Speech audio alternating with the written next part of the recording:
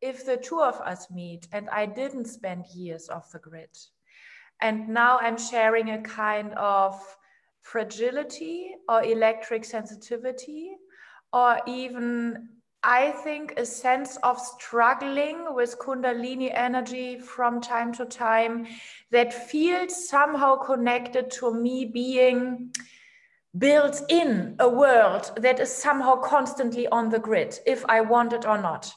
So a very egoistic question.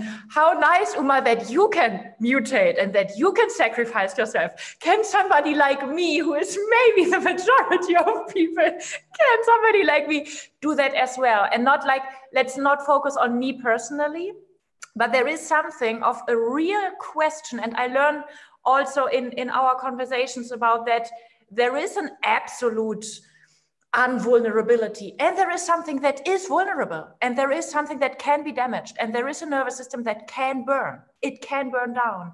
So my question is, besides being able to mutate into the world of technology and being on the grid, is there a damage that still happens to a westernized nervous system that is constantly on the grid if it wants or not?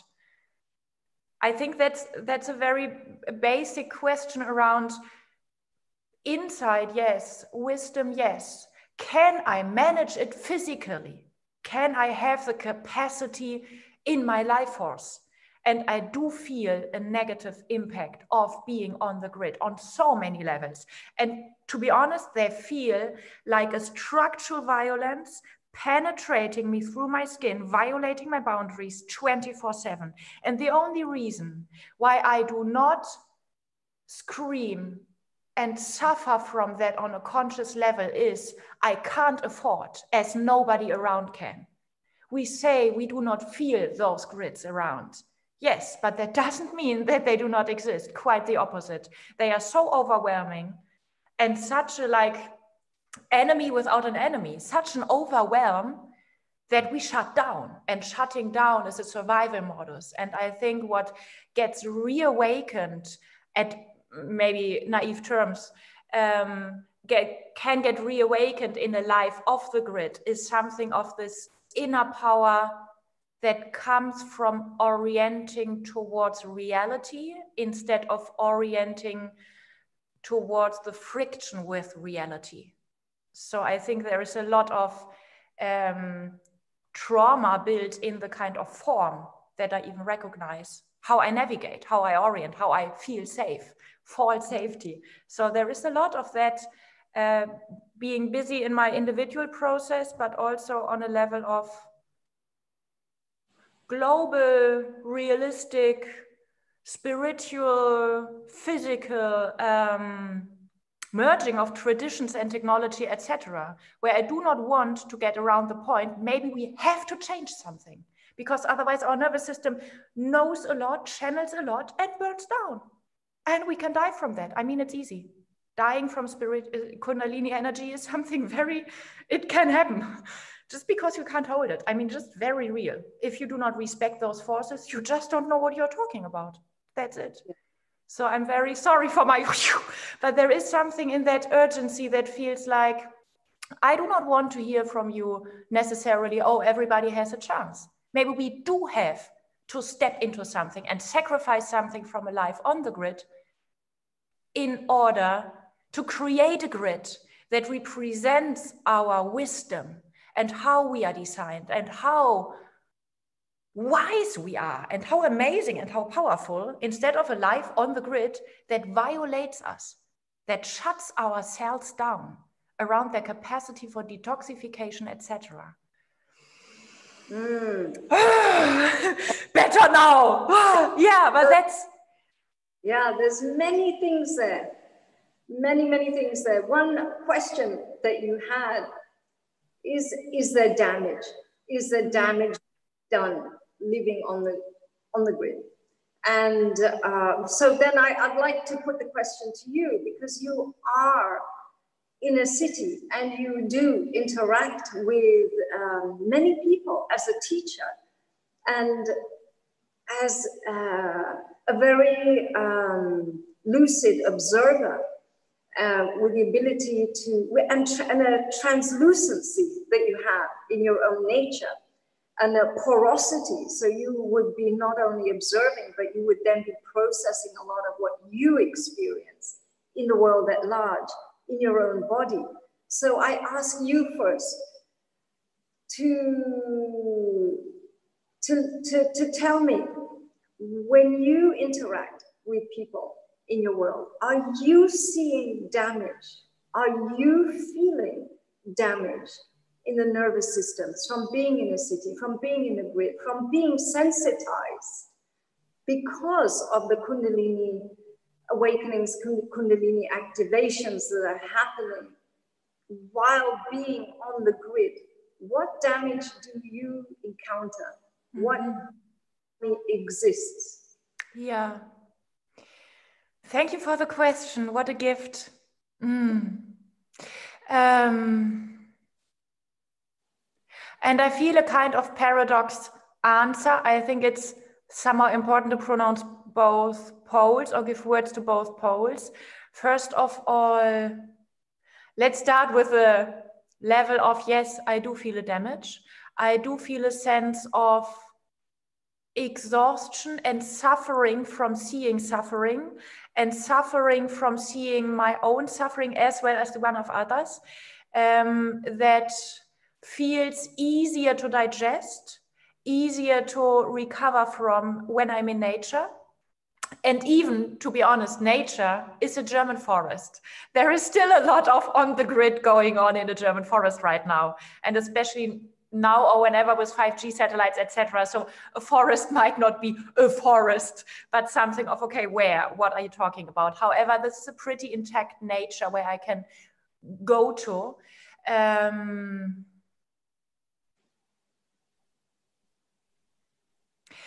I feel a damage in my nervous system around sinking more into remembering everything is all right. This is a being alive. It's a very normal thing. It's well tested since a few billion of years. Many other living beings managed living on Earth. This is safe. And then me jumping into a sense of, I would even want to call it addiction, to triggers, to problems, to thoughts, where I feel my capacity for inhabiting the beauty and the wholeness and the sacredness of everything in my nervous system, I feel that I hit a wall in that. I have a limit in that in my nervous system. And I put that into connection to the kind of ongoing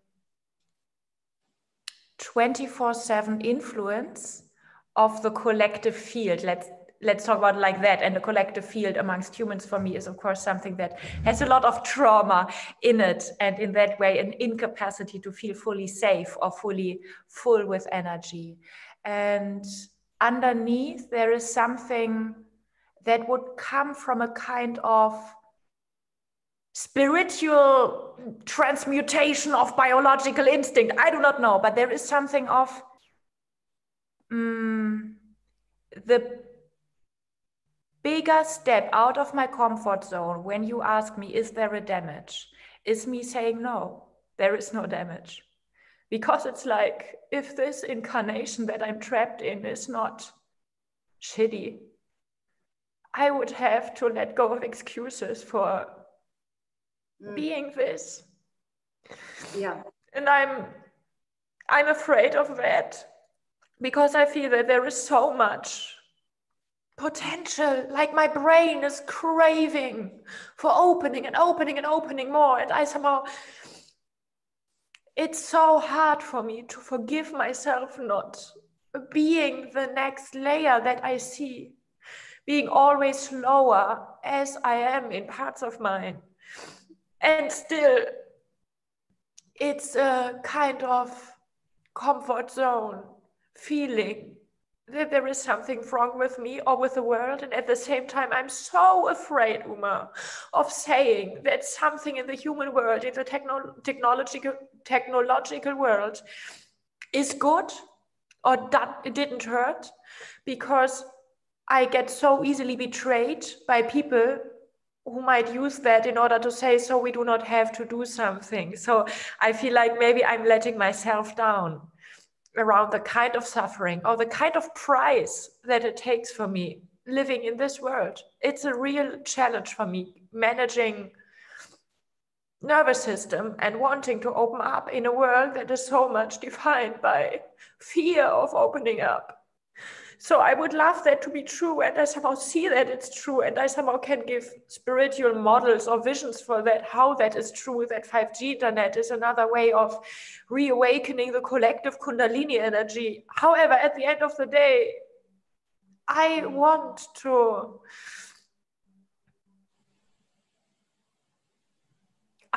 trust the pleasure and the abundance and the beauty of life inside out more than the reliability of challenge or of learning. Yeah. So I feel a sense of exhaustion. Why do I have to?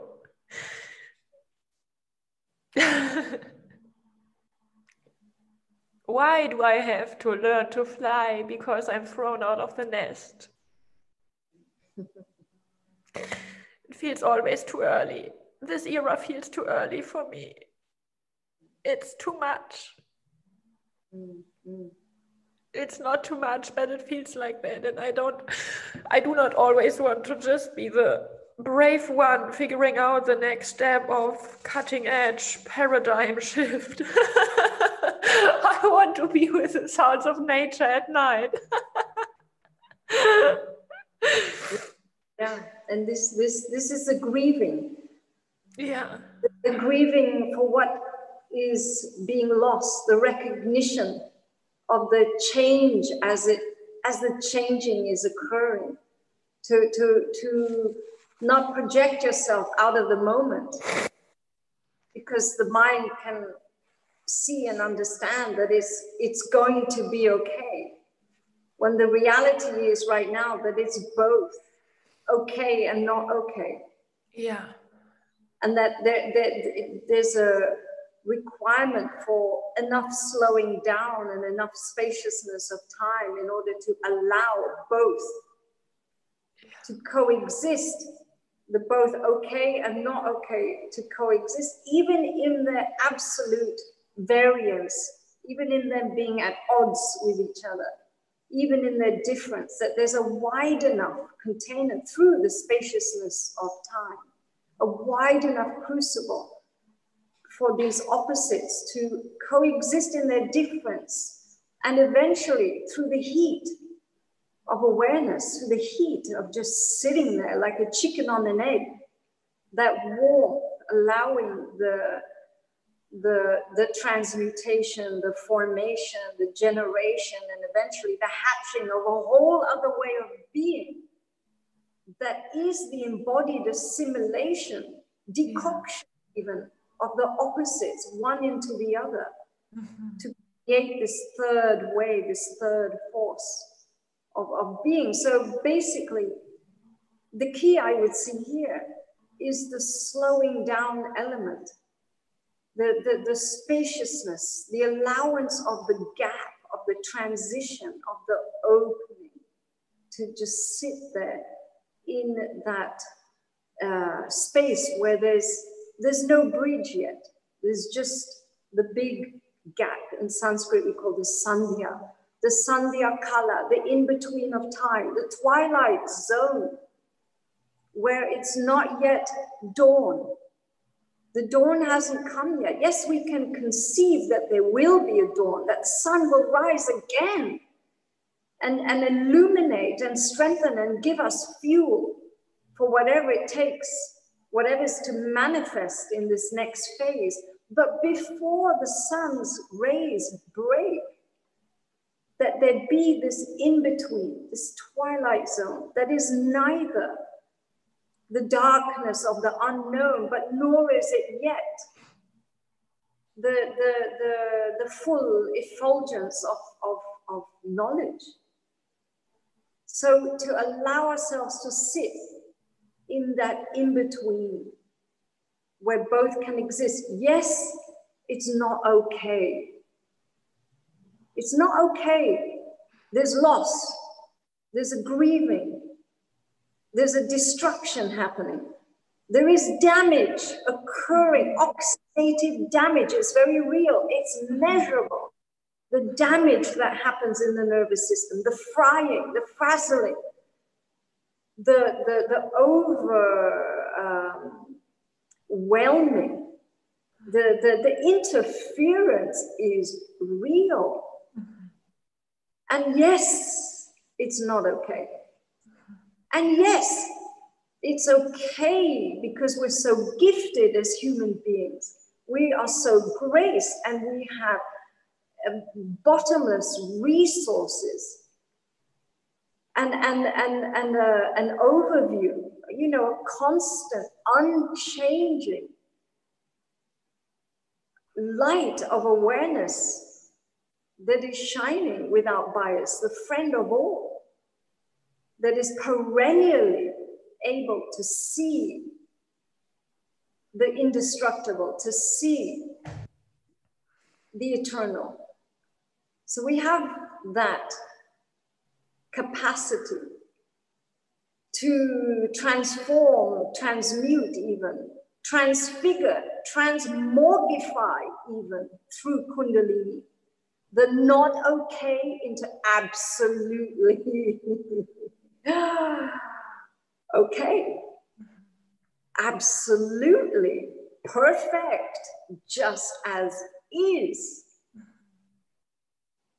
So, you know, in the tantric tradition, there is a great focus on the training of the nervous system, of the supporting, of the resilience, and the miraculous seeming capacities of the nervous system, the training of the nervous system to be able to plug in to limitlessness without frying, and the limitlessness including anything and everything, including the not okay, to be able to plug into the whole spectrum from okay to absolutely not okay, to plug in and to circulate and process all of those aspects, all of those possibilities through the system, and not get poisoned. And if there is poison, here's the thing, is that we train the capacity to transmute the poison into the very nectar, as you know, that will substantiate a whole other way of being that is born on the grid, that can derive power from the grid, because it's all electrical. It's almost as if extracting the essence of nourishment, not extracting, but still seeing or knowing about the essence of true nourishment within the false nourishment. And I feel so, on so many levels, I feel so angry about, I do not have a real teacher and a real tradition, and I do not know what to do. It just happens in me. On the other hand, it portrays in such a vivid way in me how far. It's wonderful because I tell you the same story that I tell you before of exhaustion, but now from the very different angle of inner intuitive, instinctive self-empowerment of my nervous system goes so far. And also, I think, at least in my past, I think maybe every child in a westernized culture did that to some extent in the early childhood, exposed myself subconsciously on purpose to the poison because of the subconscious knowing I can handle that. I can even use that as fuel. So I feel that this kind of other part of the other side of the same story of my exhaustion to your question, is there damage, Ilan? Question mark. And the other thing is, when you talk about there is no bridge. just sit in the slowing down, in the spaciousness. Maybe I talk about that because of my wounding, maybe because it's a collective wounding of, oh, I feel a fire in myself coming up of, okay, I commit myself to sitting in the richness of the being slowed down. Let's call twilight zone, without going towards the dawn, wanting to pull the sun up the sky. And I want to commit to that with a kind of precision, because I feel I have to be super alert in order to not go into the collective trap of going subconsciously into the twilight zone, and then, oh, we have nothing to do, like distraction or somehow collapsing instead of being. I think they are so similar as maybe dissociation and meditation might be for certain people with certain signatures of trauma in their nervous system, like one and the same thing. Both is observing something and being spaced out and disembodied. So I feel very challenged around managing a precise embodied, embodiment of the space in between, without saying it will happen tomorrow. Yes. So this